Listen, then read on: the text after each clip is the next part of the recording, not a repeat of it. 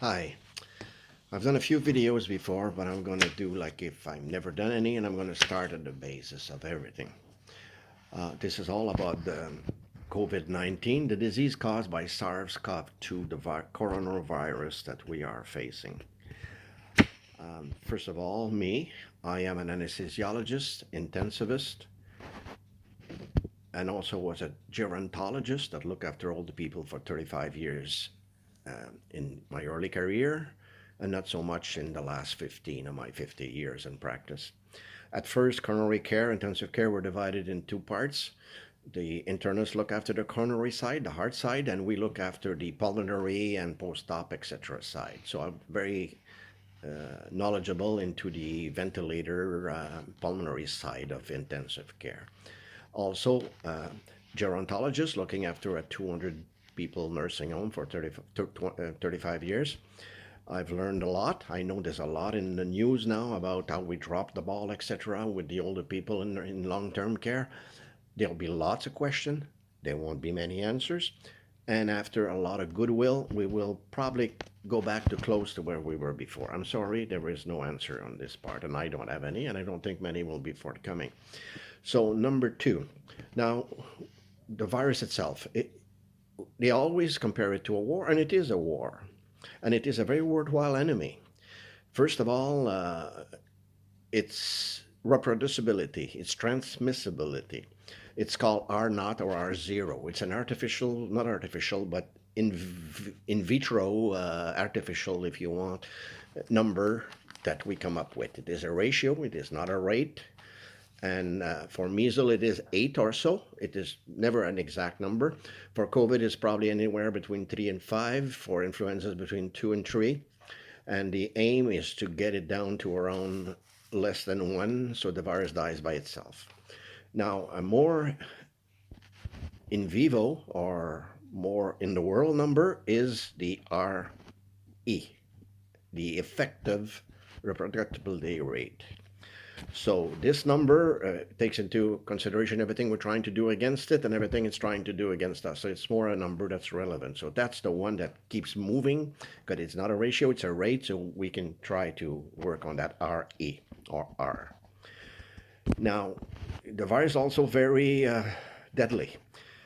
It does something that other viruses haven't done before, but it is one good thing. It is a very severe virus, and the worst virus of all is a slow virus. HIV is the worst virus because it can be transmissible for a long time.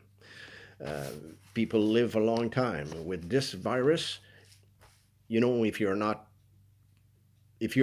too bad affected by it, it's okay. And if you are, you die. So you can't really transmit it much more. So what do we do? Like I said, it is a war, so we have to be reasonable. Like in every war, we got to know that this virus has no truce. It will never end the war unless it's conquered completely, complete defeat. So we have to be sensible. We know that in a war, we need to have backup supplies, infrastructure. Every war is often won because you have all the infrastructure to bring what you need to the front for the war. So we must not destruct our infrastructure, our economy, while fighting this virus because it would be counterproductive.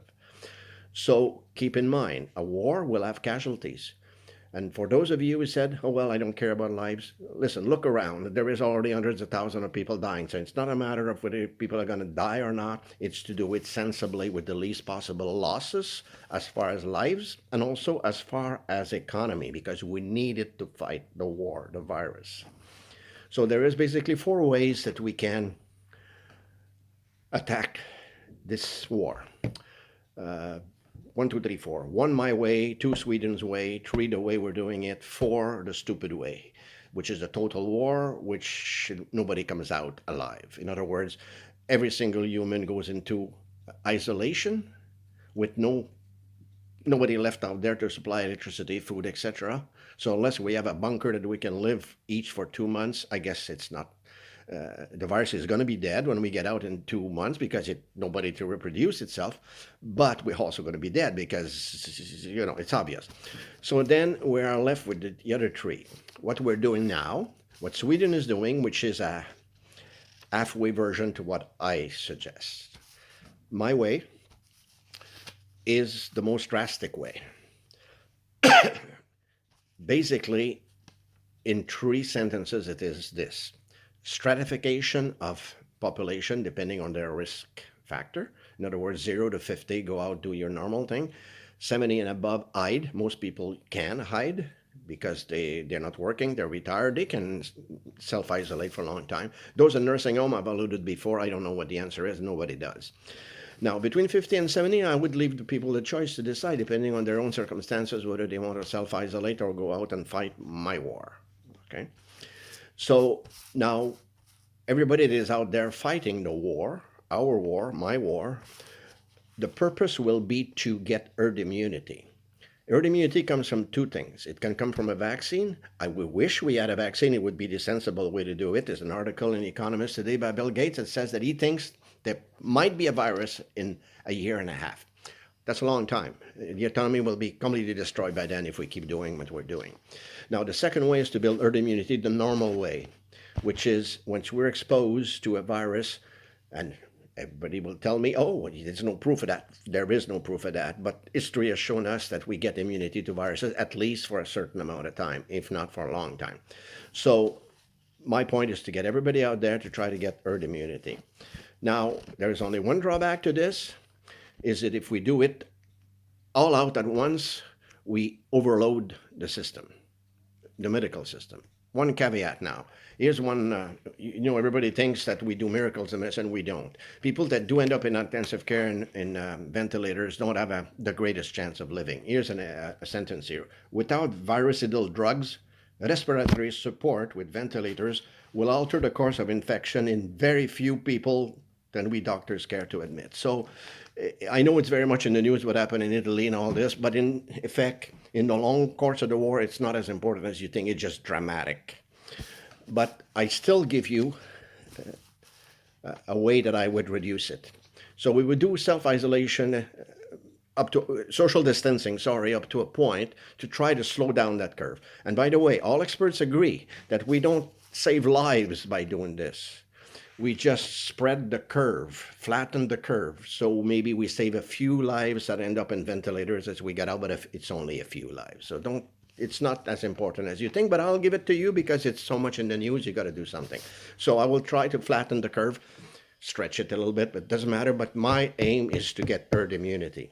And that is the big difference with my system and what Sweden is trying to do.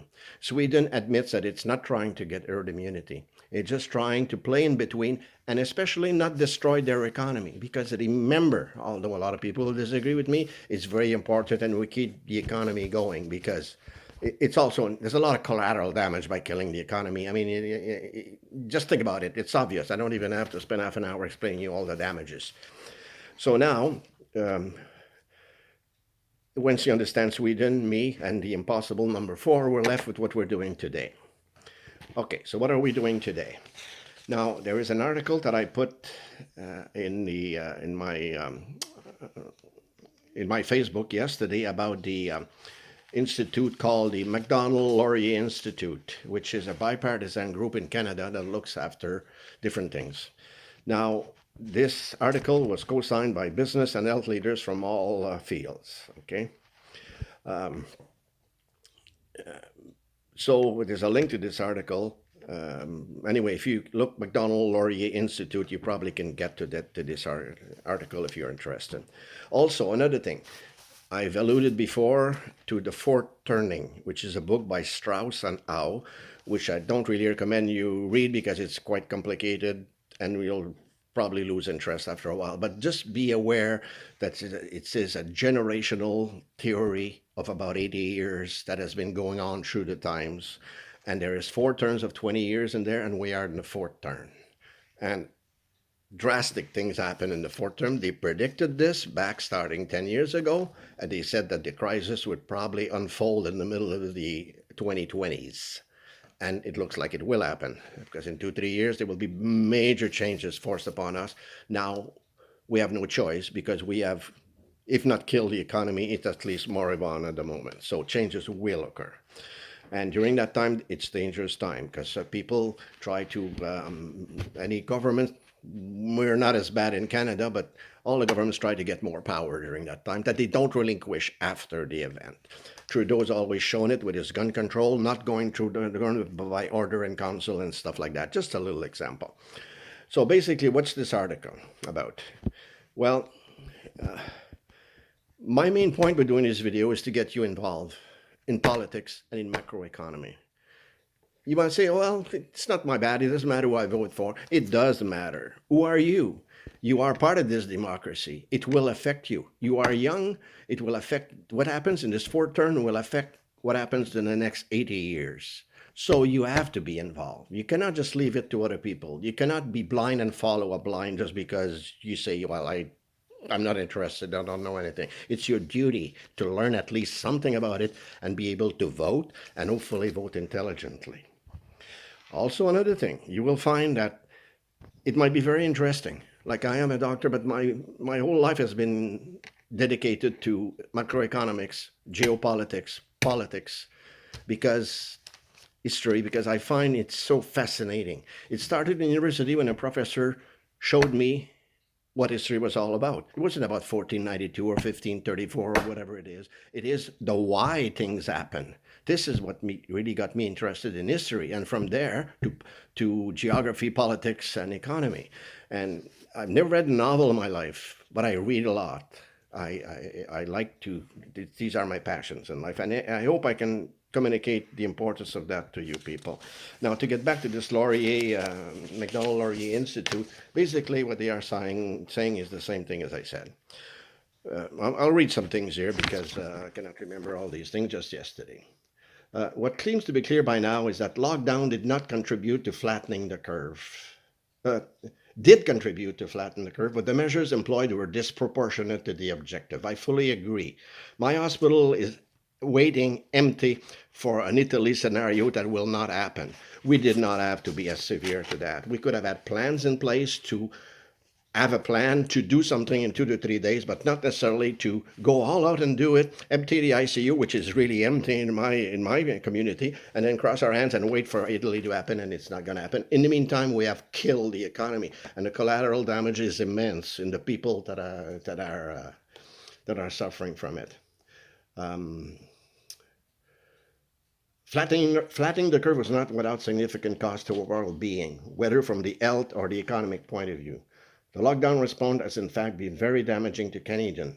Health, illnesses, and conditions not related to COVID-19 have gone untreated or diagnosed, including leading killers such as cancer and heart, increases in domestic abuse, crime, and potential suicide epidemic. Gross leading economic indicator shows the economy is now in a free fall. Don't think like that. That's important. It will affect you much more than me and my age, I can tell you. The lockdown was supposedly also to buy time so we could get PPEs, protective equipment, and also increase our testing ability.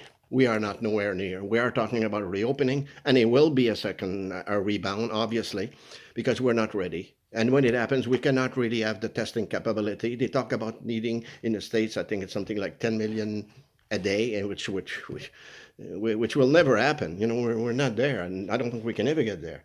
PPE remain in short supply. So now the so-called experts now are shifting the goalposts of why we did this. Oh, it's not so much now because it didn't happen in Italy. So now what we're doing is really, what are they doing here? They're shifting the goalposts. They're pushing the timeline for a return to some economic activity into the summer to our return to normal in a year or more in distance when a vaccine is available. And remember, the World Health Organization yesterday said that getting a vaccine is a moonshot, and that's for a very conservative outfit like the World Health Organization. So basically, what they're saying is it's an impossible goal that is being pursued at an almost incalculable large cost to well-being of Canadians in exchange for a largely illusory benefit. So put things in perspective. I mean, you know, we can and do much better. So basically, the future does not lie in politicians deferring to so-called experts. Understanding this point will give our leaders the courage to lead us in a better direction, which is not what they're doing at the moment. It is their responsibility to lead us responsibly and not only by fear, as what they have been doing now. Now, just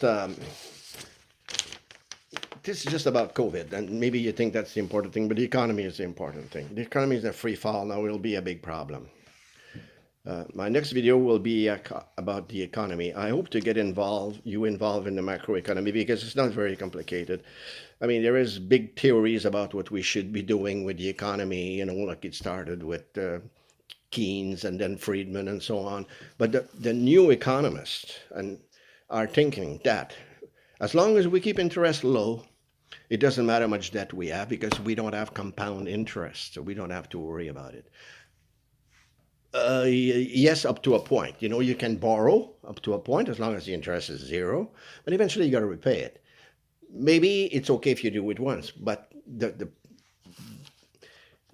the pressure on the governments to keep deficiting will be even bigger after this because they get used to all these gifts, this free money that they've been giving. So this is very dangerous. Okay, this so this strict lockdown is really what is causing the economy to go in free fall. And I would like to do another video later and try to explain to you about macroeconomy, and I think I could make you understand because you don't have to be a rocket scientist to understand that if you borrow, and everything is based on debt, it doesn't make sense. At the moment, non-financial debt in Canada is 315% of income. That doesn't make sense. Just think of your own life. You make $100,000 and you have $350,000 debt hanging over there, and you're deficiting every year. Okay, there's no interest, so you don't have to pay it. You only have to pay the debt, but you still have to repay the debt at some time. What's wrong with living within our means now?